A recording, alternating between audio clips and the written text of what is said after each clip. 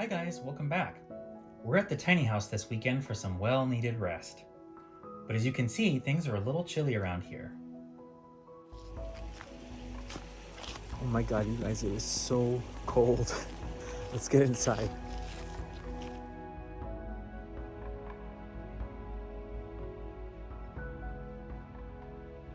We just got here this morning and the house is very cold.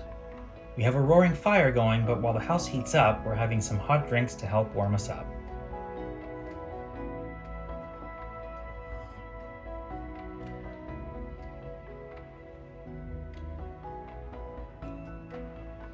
Everyone's being witness to like what I have to put up with. So, likewise. This is gonna be Team Chris is a Team Chris. After getting settled and relaxing for a little bit, I decided to put a ham in the oven for tonight's dinner.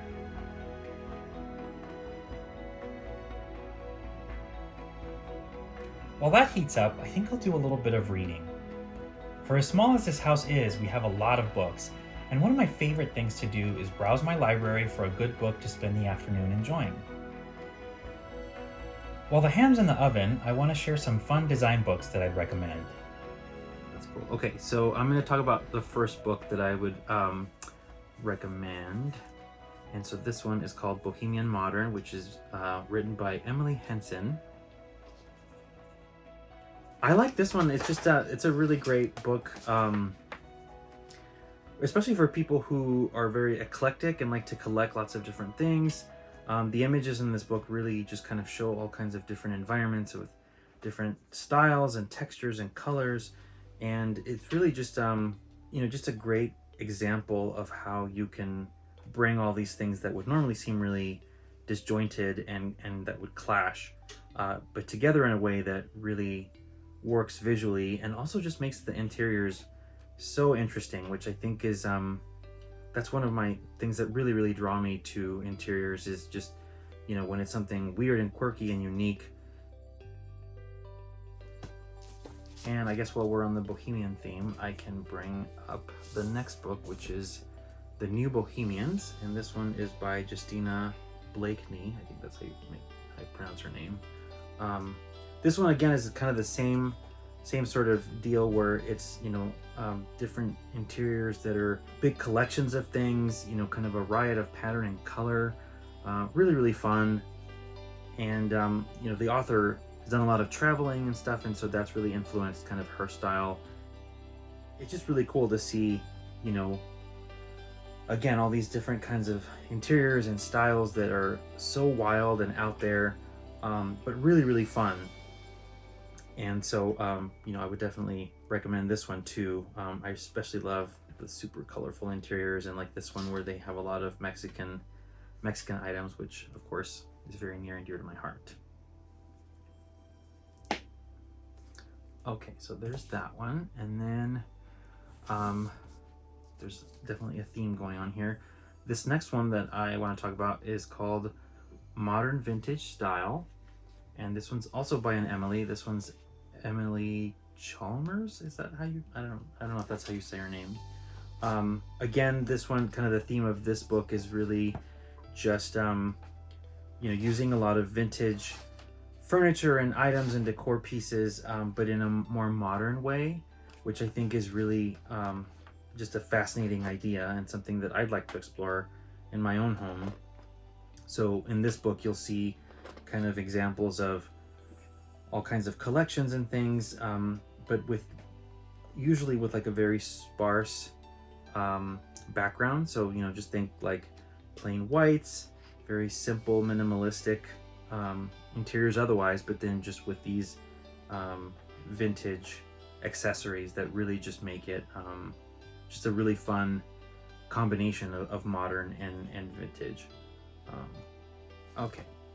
And then we're talking about interiors, but I couldn't help mentioning things about houseplants, of course. So the next book that I'd recommend is called Urban Jungle, and this is by Igor, oh my gosh, Josefik and Judith de Graaf. this is kind of the same sort of idea of, beautiful interiors, but in this case, they're focusing specifically on houseplants. So this is really inspiring just because, it's always fun to see people's collections of houseplants and how they display them and put them together. This one leans more on the modern side. So you'll see kind of that usually white or black backgrounds as far as wall colors. But really, I find this really inspiring just to see all the different plants and how beautiful they are. Of course, every time I see one that I don't have, it gets a little dangerous because I want it.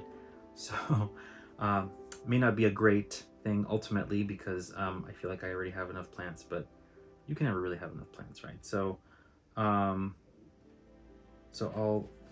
leave links to all these books in the description. So if you're interested in these, you can click on them. There'll probably be affiliate links too, just FYI.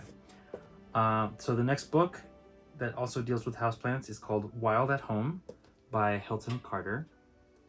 And this one, I love Hilton Carter's style. It's very kind of like glamorous and over the top, super jungly. So this image here is a little scary. Like, you can't see anything. It's just super dark and planty, and then just the woman sitting in the center. But overall, just the style is just very beautiful, and it's inspiring too. Just, especially as we're getting into winter now, I'm really looking to be warm at home and surrounded by my plants. So anything that can really help to inspire, to rearrange them or do something fun with them, so to maximize their enjoyment, I think is really awesome. So I would definitely recommend this book as well. And then the last book that I want to mention is also by Hilton Carter, and this one is called Wild Interiors. And this one, oh my gosh, it's so beautiful. The cover, this is definitely a coffee table display book because it's so pretty. Again, Hilton Carter, just his style is really amazing. This one is featuring like a bunch of other people that have a similar style, so you really get kind of an insight into just these like fabulous, amazing people's interiors, and again, super inspiring. It does make me feel a little trashy by comparison, just because these are so amazing, but that's how you learn and grow, right? To just kind of observe and take inspiration from other people's successes. So this one might be my all-time favorite. So again, I'll leave links to all these in the video description, and then you can check them out.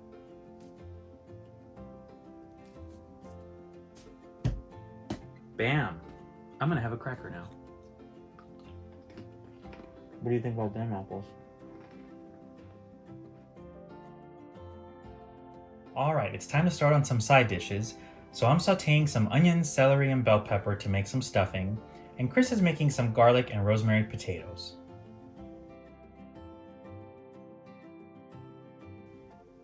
I have some little brown and serve rolls in the oven while I finish the stuffing, and then we can sit down to eat. This is a simple meal, but it's always nice to have dinner in front of the fire. I love being able to disconnect and just rest and recover out here.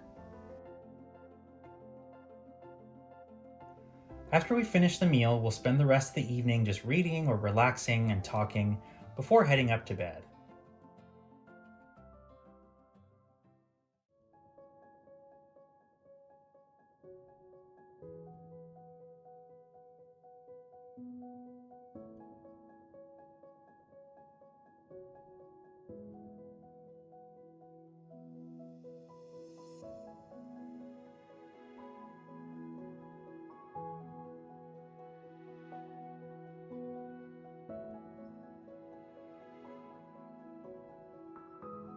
It got very cold overnight, so after bringing some water to a boil and making some coffee, it's really nice to just sit in front of the wood stove while the house heats back up.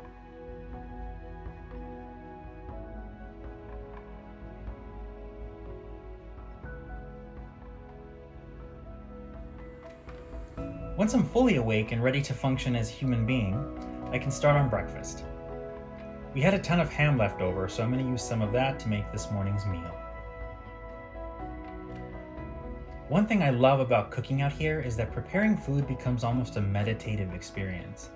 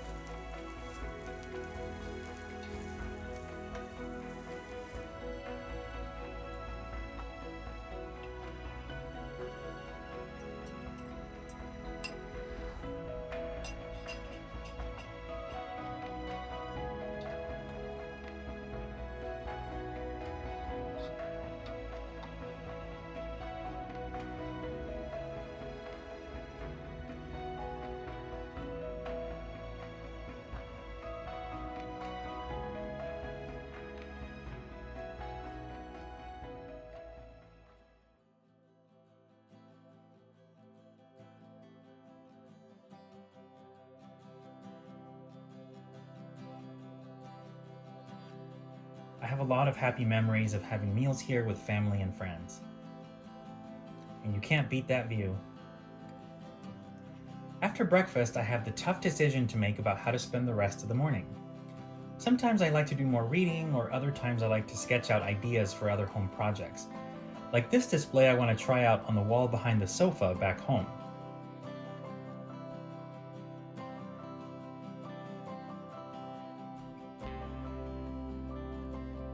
Once I feel ready to brave the cold, I'll step outside to explore a little bit. I like walking down to the pond to see the water or look at the big tree right next to it.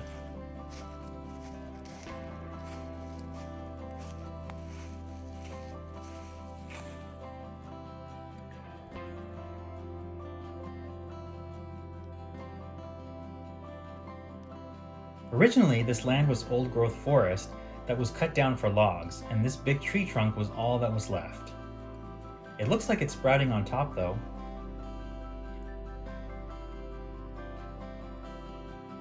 It's chilly, but it's rather nice out in the sun.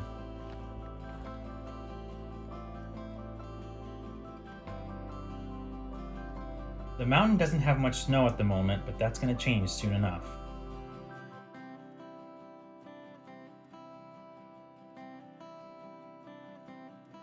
I always put off washing dishes, but at some point it's time to clean the kitchen and then pack up to head out. Bye, tiny house. We'll be back soon.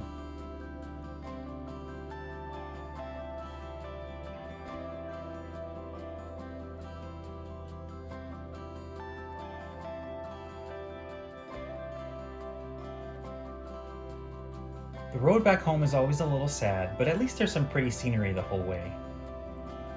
And as we cross the Narrows Bridge, it's time to say farewell for now. Until next time.